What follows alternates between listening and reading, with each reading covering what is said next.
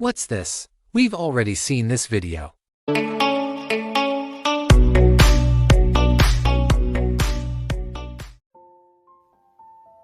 Welcome to my new viewers. To my subscribers, welcome back. My name is Mike. This is my channel where I look at, review, and try different craps strategies. Thanks for joining.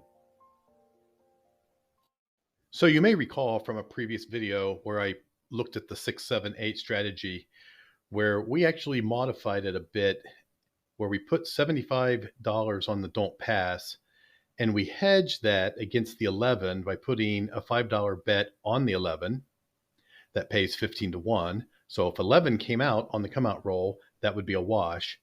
We also put $175 on the 10, laying the 10, so that if the 7 came out, we would lose the $75 don't pass and the $5 11, that's $80.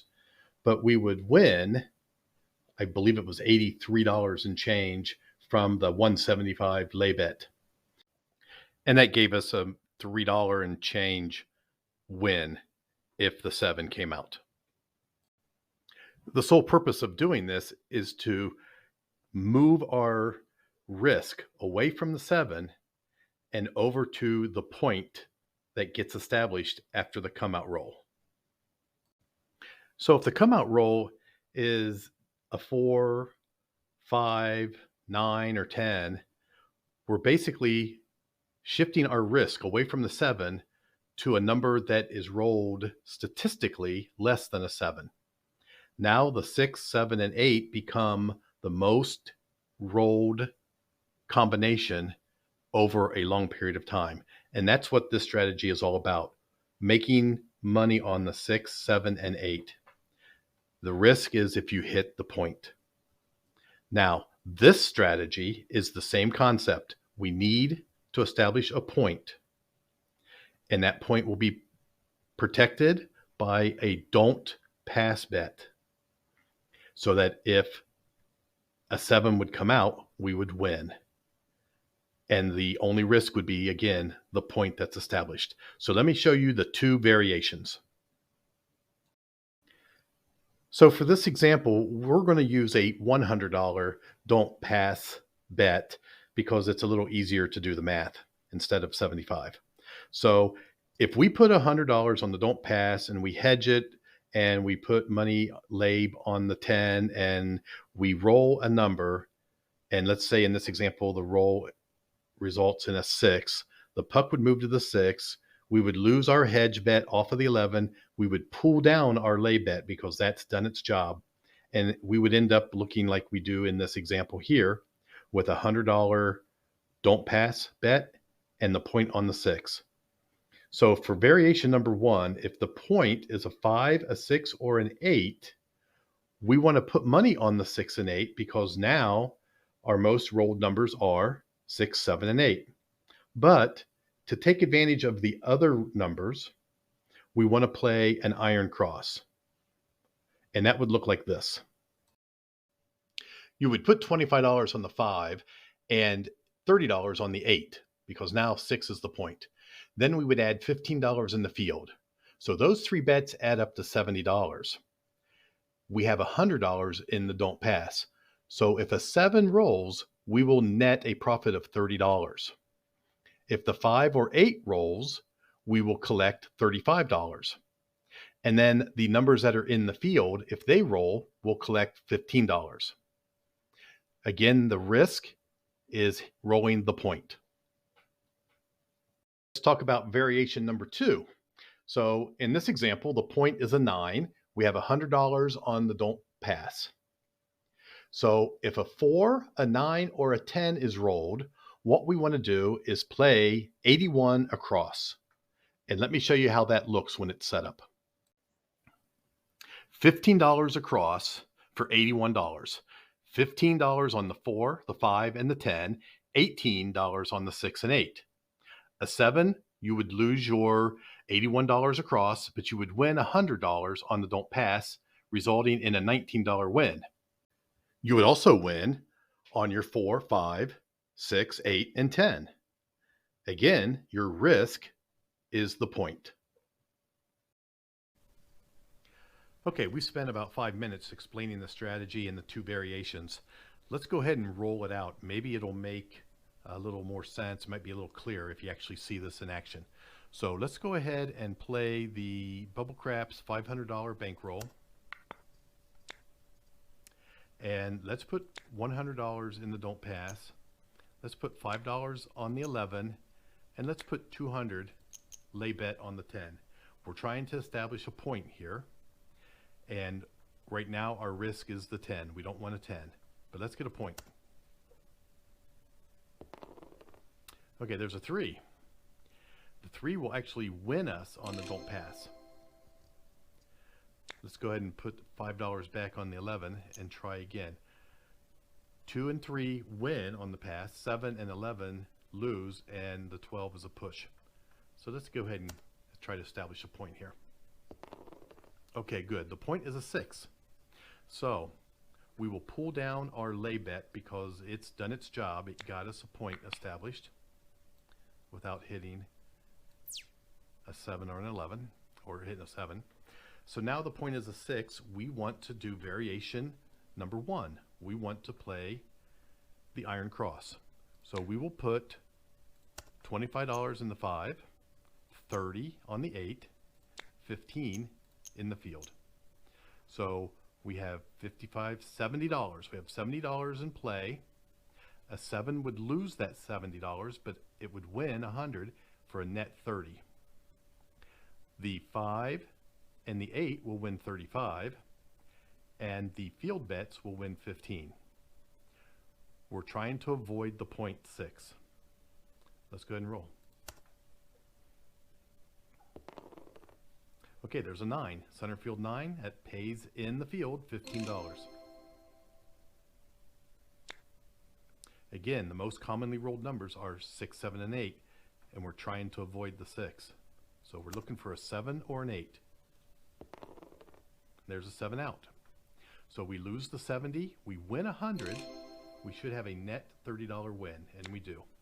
The puck's going to go off, and we're going to reestablish our Don't Pass, 200 on the lay of the 10, and 5 on the 11.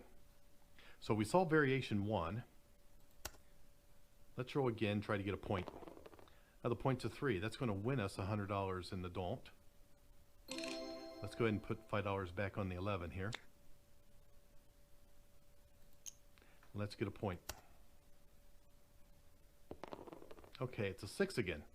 So we're going to do variation 1 again, where we're going to play the iron cross. So the puck's going to move to the 6. We're going to take our lay bet down, and we're going to put 25 on the 5, 30 on the 8, 15 in the field. Same as our first shooter. Let's go ahead and go. There's an 8. 8's going to pay us 35 minus the 10 in the field. That nets us $20. My bad. We had 15 in the field. So 35 on the 8 minus 15 in the field, $20 net win. Reestablish our field.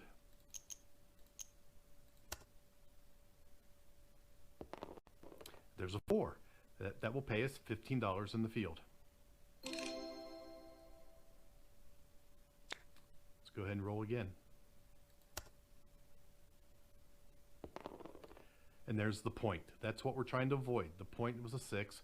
We're going to lose our Don't Pass, and we're going to lose, there we go, and we're going to lose the field bet. So we're going to lose 115. The puck is off. These are off. I'm going to pull them down because what I really want now is I want to show variation 2. So let's put 100 in the Don't Pass, 200 on lay the 10, 5 in the 11. Let's roll.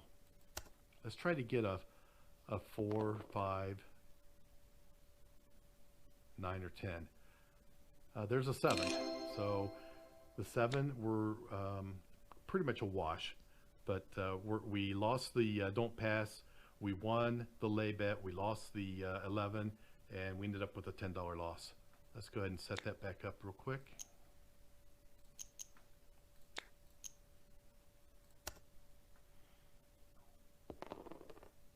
Okay, there's an 8. This is also going to play the iron cross. So I'm just going to go ahead and pause it here, and I would like to get it set up to where we can show variation 2.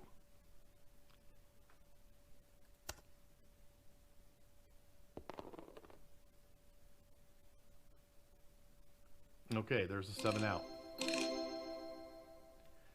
7 out. We didn't put any bets on the Iron Cross. We just wanted to get the 7 to get out. So let's go ahead and set up. I'd like to really show variation 2 if we could here.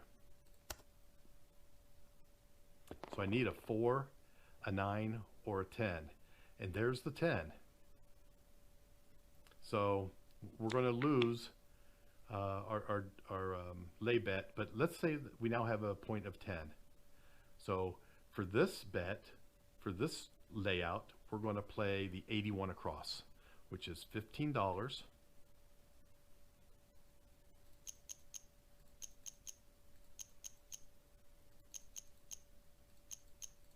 Okay, so we have $15 on the 4, 5, and 9.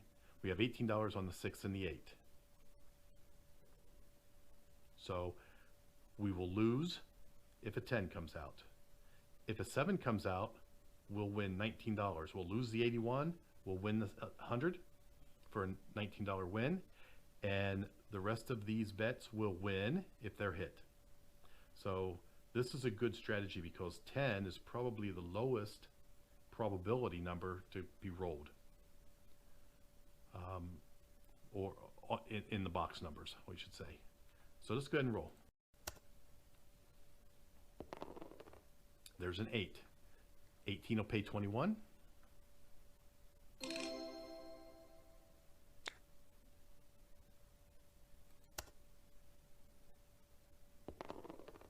There's a 9. 15 will pay 21 and change because we bought that bet. So I can see right now that with this strategy, I can see why they probably don't hedge with the lay bet on the 10, because they would like to have a 10 roll.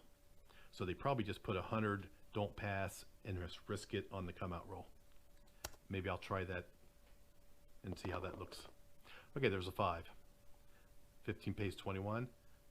So we're going to roll until we either get a 7 and in the roll, or we get a 10, which is the point, or the point, which is our risk. There's a 9 that pays 21 and change.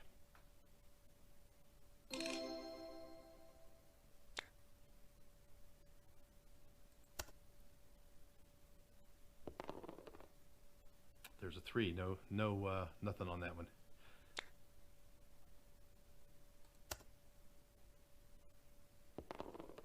There's a 6. 18 pays 21. So this is a really good board because the 10 should not roll as often as the remaining numbers. So you can start playing either another variation with a collect and press, power press, or just what we're doing now, just a collect. There's a 3. I'll just roll a couple more numbers and see how we do, but this is the ultimate setup. Actually, the ultimate setup would be a 4, because then if I did lay $200 on the 10 to protect my come out roll, I would pull that back down, and then I would have the same setup. There's a 6.